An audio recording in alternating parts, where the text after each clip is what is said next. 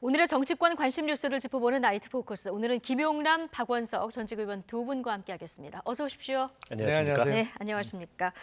자, 한동훈 전 법무부 장관이 국민의힘 전국위원회 표결을 거쳐서 비대위원장으로 오늘 공식 임명됐습니다. 취임사에 어떤 메시지가 담길지 주목됐었는데요. 영상으로 보고 오시겠습니다.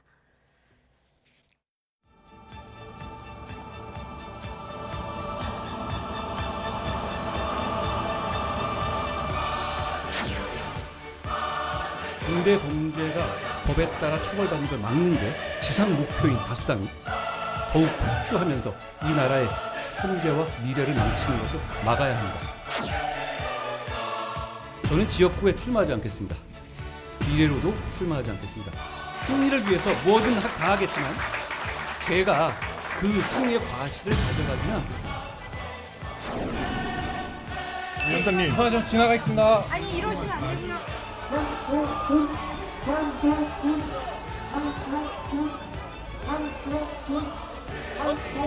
이재명 대표 만나실 건가요? 야당 대표 당연히 찾아뵙고 인사드려야죠.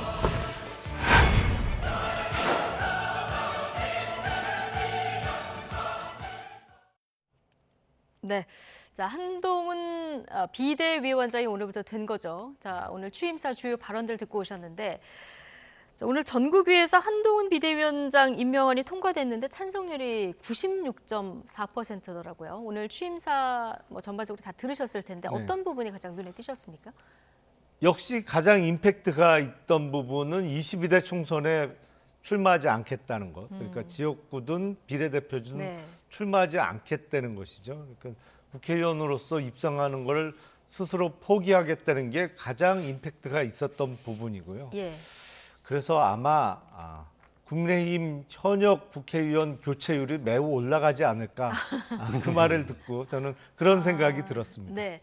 박원석 전 의원께서는 어떤 부분을 가장 주목하셨습니까? 저도 그 대목인데요. 예. 저는 그게 과연 좋은 결정일까 싶습니다. 어쨌든 승리를 위해서 뭐든 할 수 있다라는 네. 어떤 본인의 헌신의 의지를 드러낸 건데 지금 국민의힘의 상황에서는 좀 뜬금없죠. 승리를 위해서라면 출마해서 선거를 예. 이끌어야 되는데 정치를 하루도 안 해본 비대위원장이 선거마저 나가지 않으면서 선거를 지휘한다는 거는 상당히 모순돼 있어요. 그래서 지금은 어쨌든 저게 상당한 결기로 보이지만 막상 이게 이제 선거판 한복판으로 깊숙이 들어가면 과연 저런 결정이 진짜 용기고 진짜 헌신일까 저는 좀 의문이 들었습니다. 오늘 유승민 의원도 국민 입장에서는 좀 엉뚱하다, 험지에 출마했어야 된다, 이런 얘기도 나왔는데 앞서 이제 결단이었다라고 평가를 하셨는데 이런 지적에는 어떻게 보십니까? 그러니까 그런데 그 많은 국민들이 느끼시기에는 아예 불출마를 선언하는 게 모든 네. 걸 다 내려놓고 자기 희생하는 거로 비춰지는 게 사실이거든요. 예. 그래서 험지 출마도 어쨌든 국회의원으로서의 당선을 위해서 노력을 하는 거기 때문에 아예 가능성을 닫아버리고 나는 아무것도 하지 않겠다. 예. 국회에 입성하지 않는 대신 총선 승리를 위해서 앞장서겠다. 이게 국민들이 보시기에는 보다 좀 진정성이 있어 보일 거라고 생각을 해요. 그래서 저 효과가 당분간은 좀 지속되지 않을까. 그러니까 아무래도 한동훈 비대위원장이 정치권에 막 입문해서 앞으로 놓여 있는 이런저런 난관과 관련해서 뭐 크고 작은 실수가 있을 수 있지 않습니까? 예. 그런데 국민들이 보시기에는 본인이 먼저 희생을 했기 때문에 뭐 어느 정도의 작은 실수는 그냥 눈 감아 주실 수 있는 그 정도의 임팩트는 충분히 있을 거로 예상이 됩니다. 예. 일단 나부터 불출마를 하겠다 했기 때문에 국민의힘 의원들 가운데 이제 희생 요구를 받았을 때 좀 압박을 받는 이런 분위기가 조성될 수도 있다 이렇게 보셨는데 자, 한동훈 비대위원장, 자, 이재명 대표와 민주당을 정조준하기도 했죠. 오늘 대립각을 확실히 세웠는데요. 이 발언 듣고 오시겠습니다. 이재명 대표의 민주당이 운동권 특권 세력과 개딸 전체주의 세력과 결탁해서 자기가 살기 위해서 나라 망치는 것 막아야 합니다. 정말 그런 세상에 와서 동료 시민들이 고통받는 거 두고 보실 겁니까? 우리는 상식적인 많은 국민들을 대신해서 이재명 대표의 민주당과 그 뒤에 숨어서 국민 위에 군림하려는 운동권 특권 세력과 싸울 겁니다. 네. 운동권 특권 세력, 개딸 전체주의 이런 표현을 쓰면서 첫날부터 이재명 대표와 민주당을 직격을 했는데요. 그러면서도 또 초현실적인 민주당인데도 국민의힘이 압도하지 못하는지 또 반성을 해야 된다 이런 얘기도 함께 했거든요. 자, 이 부분은 어떻게 들으셨습니까? 일단 민주당에 대한 비판은 굉장히 신랄하고 구체적인데 반해서 네. 이 내적 성찰은 추상적이고 모호합니다. 그러니까 저게 국민의힘에서 새로운 메시지냐? 새로운 메시지가 아니죠. 그러니까 지금 한동훈 그 비대위원장은 선발 투수가 강판당한 다음에 지고 있는 게임에 구원 투수로 등장했는데 선발 투수하고 똑같은 공을 던지는 겁니다. 상대에게 너무 읽히기가 쉬워요. 김기현 전 대표도 했던 비판이고 그 전 대표도 했던 비판이고 국민의힘 내에 뭐 의원들이며 많은 인사들이 하고 있는 비판입니다. 네. 근데 강서 재보궐 선거에서의 참패를 돌이켜 보면 이재명 대표의 사법 리스크 문제를 유권자들이 몰라서 민주당 내에 586으로 특정되는 이른바 이제 기득권 세력의 존재를 몰라서 혹은 개딸 전체주의라고 비판하는 민주당 내부 강성 지지층의 그런 좀 극성스러운 모습을 몰라서 그런 어떤 이 국민의힘이 참패를 당한 게 아니거든요. 국민들 다 알매도 불구하고 지금 윤석열 대통령과 지금 국민의힘이 보이는 국정 운영의 모습이 그보다 더 못하기 때문에 지지를 안 보내고 표를 안 주고 내년 총선의 전망이 어두운 거거든요. 그러려면 비대위원장으로 오신 분은 우리의 약점을 어떻게 보완할까? 그걸 통해서 어떤 확장과 혁신을 이룰까? 여기에 주안점을 둬야 되는데 여전히 이제 상대방을 공격하는 것에 초점이 맞춰져 있는 걸 보면서 어쩌면 한동훈 비대위원장의 등장이 민주당 입장에서 그렇게 긴장할 일이 아닐 수도 있겠다. 이런 생각이 듭니다. 왜냐하면 새롭지 않거든요. 민주당으로 입장에서 봤을 때는 어쩌면 긴장하지 않아도 될 일 같다라고 보셨는데 어떻게 보십니까? 좀 두고 봐야겠죠. 네. 근데 저도 박 의원의 견해에 어느 정도는 공감을 하는 게 여당이 잘해야, 특히 정부 여당이 잘해야 선거를 이기는 겁니다. 야당이 나쁘다고 아무리 비판을 하고 야당이 실제로 잘 못하더라도 예. 특별한 경우 아니면 그렇다고 국민들이 야당이 너무 잘못한다고 판단을 해서 여당을 찍지는 않거든요. 여당이 잘하고 여당이 열심히 노력하는 자세를, 태도를 보여줄 때 선거를 이길 수가 있습니다. 우리나라 국민들께서는 제가 판단하기에는 결과도 중요하지만 태도를 중요시하는 것 같아요. 그래서 예. 열심히 노력하고 정말 국민을 위해서 봉사하는 자세, 그 과정에 뭐 작은 실수가 나오더라도 네. 일을 하다가 나온 실수면은 용서를 받을 수 있는데 태도가 문제가 있다라고 하면 이제 선거를 통해서 한번 혼이 날 수가 있죠. 예. 그래서 그런 부분은 한동훈 비대위원장이 앞으로도 염두에 둬야 된다고 저는 생각을 합니다. 그래서 야당에 대한 비판도 좋지만 그것보다는 정부 여당이 지금과는 어떻게 다른 태도를 보여드릴 것이냐. 그게 이제 106일 정도 남은 선거에서 더 중요한 요인으로 작용할 거라고 저도 생각을 합니다. 네. 그 여당이 성공했던 유일한 비대위가 2011년도 이제 박근혜 비대위였습니다. 당시에 이제 박근혜 비대위는 이명박 정부의 문제점을 아주 날카롭게 진단을 했어요. 특히 재벌 대기업에 편중된 정책, 이걸 벗어나려고 경제 민주화로 상징되는 김종인 비대위원을 데려왔습니다. 그리고 4대강 사업, 이거 비판을 굉장히 많이 받았거든요. 4대강에 반대했던 이상돈 교수를 비대위원으로 데려왔어요.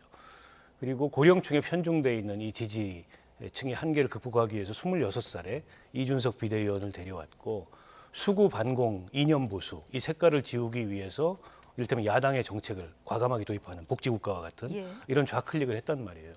이게 이제 약점을 보완하는 성공하는 비대위의 포지션이거든요.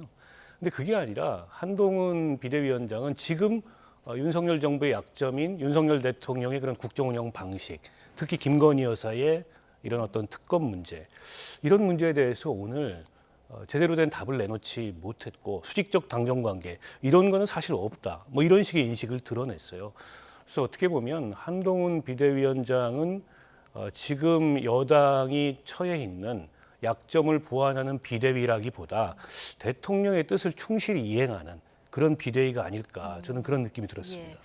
자, 과거 박근혜 비대위의 성공 모델을 좀 참고해야 된다는 말씀도 주셨는데 어쨌든 한동훈 비대위원장이 합리적 비판 미루지 말고 그때그때 반응해야 된다 오늘 이 얘기도 했기 때문에 앞으로 어떻게 반응할지 좀 지켜봐야 될 것 같고 불체포 특권 포기 약속해야 공천을 줄 것이다. 그리고 약속 어기면 나중에 출당을 시킬 거다 이런 얘기도 했거든요. 이것도 이 얘기를 하면서 어떤 얘기를 했냐면 이재명의 민주당과는 달라야 하지 않겠습니까? 라는 얘기를 했거든요.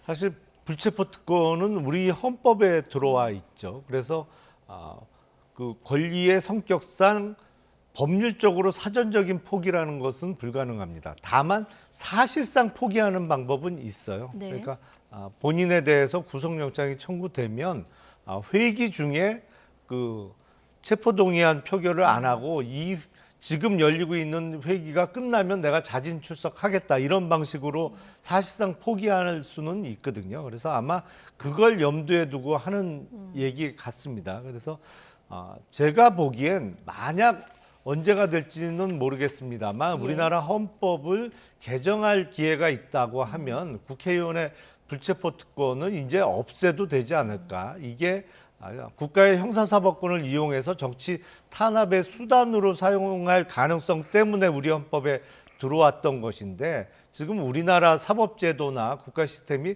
그 정도로 후진적이라고는 생각이 안 되거든요. 그리고 불체포 특권이 없어지더라도 법원의 영장재판이라는 사법심사의 단계가 남아있기 때문에 무조건 뭐 의원이 구속된다 이것도 아닙니다. 그렇기 때문에 이거는 단계적으로 과도기적인 단계에서 사실상 포기를 선언하고 이걸 행사 안 하는 방법으로 하고 나중에 헌법 개정의 때가 온다고 하면 그때 헌법에서 이 국회의원의 불체포 특권은 빼는 게 맞겠죠. 예. 자, 앞서 박원석 전 의원께서 그 당정관계 재정립 요구에 대한 이런 요구나 아니면 김건희 특검법에 대한 어떤 질문에는 좀 모호하게 답변을 했다 이런 지적을 해주셨거든요. 자, 악법이라는 점을 강조하면서도 이제 당과 함께 의논해서 하겠다 이렇게 오늘 입장을 밝혔고 윤재욱 원내대표는 내가 책임 있게 처리해야 된다고 생각한다 이렇게 말을 해서 자, 이 부분은 이 김건희 특검 관련해서 당이 앞으로 어떻게 대응할 거라고 보십니까? 지금 그 25일이었죠. 어제 그 당정대 대통령실까지 그 긴급 회동을 해서 비공개 회의한 결과를 보면 아마 28일 날 본회의에서 이 쌍특검법이 통과가 되면 대통령이 거부권을 행사하실 것 같아요. 네, 어제 나온 그리고 발언으로는 그렇게 예측이 어제 되죠. 그 회의 내용의 공개에 의하면 그렇게 예상이 되고 이 부분에 있어서는 한동훈 비대위원장도 명확히 답을 내놓지 않고 있습니다. 그러면서 윤재욱 원내대표가 마치 이거는 좀 시쳇말로 원내대표가 총대매기로 한 거 아닌가 싶은 발언이 있었어요. 근데 제가 보기엔 한동훈 비대위원장 체제의 첫 시험 관문은 아마 28일 날 본회의에 상정될 쌍특검법을 어떻게 처리하느냐. 이게 첫 번째 관문이 될 것 같습니다. 그래서 제 생각과는 뭐 지금 당이 조금 달리 돌아가고 있습니다만 국민의 여론을 반영하는 정당이 되어야만 총선에서의 승리를 기대할 수가 있거든요. 그래서 국민 여론을 반영하는 해결 방안을 좀 선제적으로 내놔야 되지 않을까. 조언을 좀 싶은데 주신다면요? 제가 보기엔 대통령이 거부권을 행사하시더라도 수정안을 국민의힘 쪽이 먼저 내는 겁니다. 특검의 수사 개시 일시를 4월 10일 총선 직후로 정하는 수정안을 내놔서 그걸 여야 합의로 통과시키고 그 수정안에 대해서는 대통령이 거부권을 행사하지 않는 것으로 여야 합의로 처리하면은 거부권을 행사할 이유가 없는 것이죠. 그래서 특검은 실시하되 다만 총선 전에 악용될 염려가 있으니 시기만 조정하는 것으로 먼저 좀 내놓는 것이 옳지 않겠나 싶은데 그런 안에 대해서 뭐 대통령실에서 경로 내지는 불쾌감 이런 기사가 나온 거로 봐서 글쎄요, 현실적으로 기대할 수 가능할까? 있을지는 잘 모르겠습니다. 그러니까 특검 시점을 총선 이후로 미루는 어떤 역제안을 할 가능성 이런 부분이 언급이 됐었는데 지금 가능성은 있을까 이렇게 지금 보셨거든요. 박원석 전 의원께서는 어떻게 보십니까? 근데 뭐 어제 오늘 상황을 보면 네. 그런 가능성이 없는 것 같습니다. 없는 것 같다. 야당이 뭐 그런 역제안을 수용하지 않을 것 아니냐라는 문제를 떠나서 여당이 그런 제안을 할 가능성이 없고 결국에 이건 총선력 악법이다. 이 프레임으로 계속 어쨌든 뭐 거부권 행사의 정당성을 강변하지 않을까 싶고요. 한동훈 이 비대위원장이 조금 완충 역할을 하지 않겠냐 이런 기대가 있었던 것 같아요. 네. 여당 내부에서는. 근데 이제 그 여당 내부의 기대일 뿐이었던 거고 이 김건희 특검 관련해서는 한동훈 장관도 거의 일치된 입장을 가져왔던 것 같고요. 아마 이제 대통령 거부권을 그러니까 대통령의 제2요구권 행사를 당에서 건의하면서 그에 대해서 뭔가 한동훈 그 비대위원장이 별도로 국민들한테 설명하는 자리 같은 걸 만들 가능성이 있어요.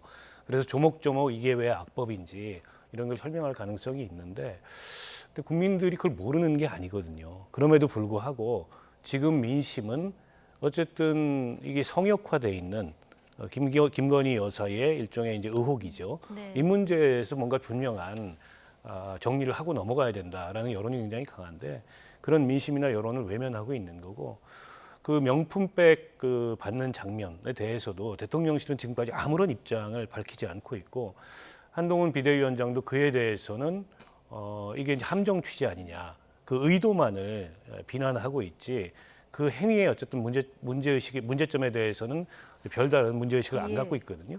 이런 게 전부 여론을 악화시키고 있는데 여전히 대통령실도 그렇고 국민의힘도 그렇고 민심을 좀 직시하지 않고 회피하려는 거 아닌가 이런 생각이 듭니다. 예.